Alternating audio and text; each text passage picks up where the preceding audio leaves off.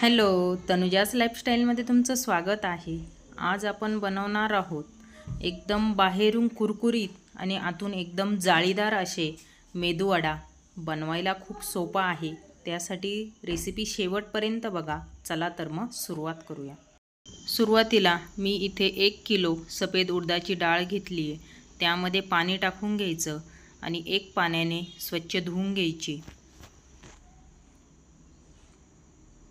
धुवून झाल्यानंतर त्यामध्ये पाणी टाकून घ्यायचं आणि पाणी थोडं जास्तच टाकायचं, म्हणजे डाळ एकदम व्यवस्थित अशी भिजली जाईल। दुसऱ्या दिवशी वडे बनवायचे असतील तर आदल्या दिवशी दुपारी 2 ते 2:30च्या दरम्यान मी डाळ भिजत घातलेली आहे आणि त्यावर झाकण ठेवून चांगली भिजवून घ्यायची। एक 7 तास झालेले आहे। डाळ एकदम व्यवस्थित अशी भिजलेली आहे, तुम्ही बघू शकता। आता ती 2 ते 3 पाण्याने स्वच्छ धुवून त्यातलं पाणी पूर्णपणे काढून घ्यायचं। एक 2 ते 3 पाण्याने स्वच्छ धुवून त्यातलं पाणी पूर्णपणे काढून घेतलंय। आता मिक्सरच्या भांड्यामध्ये टाकून एकदम बारीक अशी पेस्ट तयार करून घ्यायची। इथे डाळ जास्तीची टाकायची नाही, एकदम थोडीशी डाळ टाकायची, म्हणजे एकदम व्यवस्थित असं दळलं जाईल। आता त्यामध्ये इथे मी हिरव्या मिरच्या आणि लसूण घेतलेला आहे। लसूण थोडा जास्त घ्यायचा, म्हणजे आपल्या वड्यांची टेस्ट एकदम छान येते।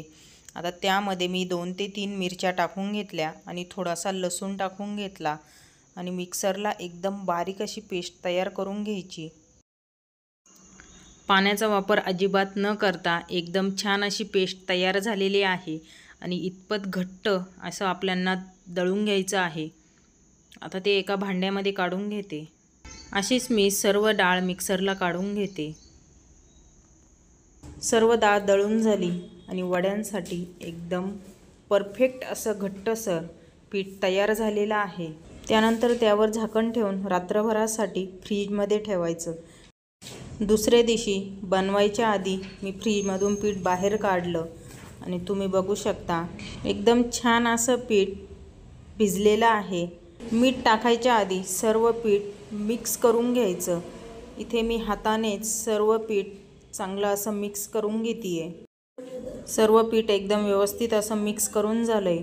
आता जेवढे वडे करायचंय तेवढंच पीठ एका पातेल्यामध्ये काढून घ्यायचं आणि नंतरच मीठ टाकायचं, कारण जर आधीच मीठ सर्व पिठात टाकलं तर पीठ सैल होतं आणि वडे बनवायला जास्त अवघड जातं। जेवढा पिठाचे वडे बनवायचे तेवढं पीठ मी पातेल्यात काढून घेतलं आणि त्यामध्ये आता मीठ टाकून घेतलंय आणि चांगलं असं मिक्स करून घ्यायचं। इथे मी सर्व मीठ पिठामध्ये मिक्स करून घेतेय। मीठ पूर्णपणे पिठामध्ये मिक्स करून झालंय। आता बारीक केलेली कोथिंबीर टाकून घ्यायची आणि चांगलं असं मिक्स करून घ्यायचं। बघू शकता पीठ एकदम असं फ्लफी झालेलं आहे। सर्व मिक्स करून झालंय। आता आपण वडे करून घेऊ। त्यासाठी मी आज गॅसवर आधीच कढईमध्ये तेल तापत ठेवलेलं आहे। तेल चांगलं गरम होऊ द्यायचं। आता आपण वडे करून घेऊ। त्यासाठी सुरुवातीला तळहातावर पाणी लावून घ्यायचं आणि छोटासा पिठाचा गोळा घ्यायचा। ज्या आकाराचा वडा करायचा त्या आकारामध्ये पीठ घ्यायचं। मध्ये मध्ये पाण्याचा हात लावायचा आणि जसा मी केलाय त्या पद्धतीने वडा करून घ्यायचा आणि दुसऱ्या हाताने अलगद तेलामध्ये सोडून घ्यायचा। तेल जर जास्त कडकडीत तापवलं तर वडा आतमध्ये कच्चाच राहतो आणि बाहेरून जास्त लाल होतो आणि तेल कमी गरम असेल तर वडे तेलकट होतात। त्यामुळे गॅस सुरुवातीला मीडियम टू हाय ठेवायचा, म्हणजे तेल एकदम परफेक्ट गरम होतं।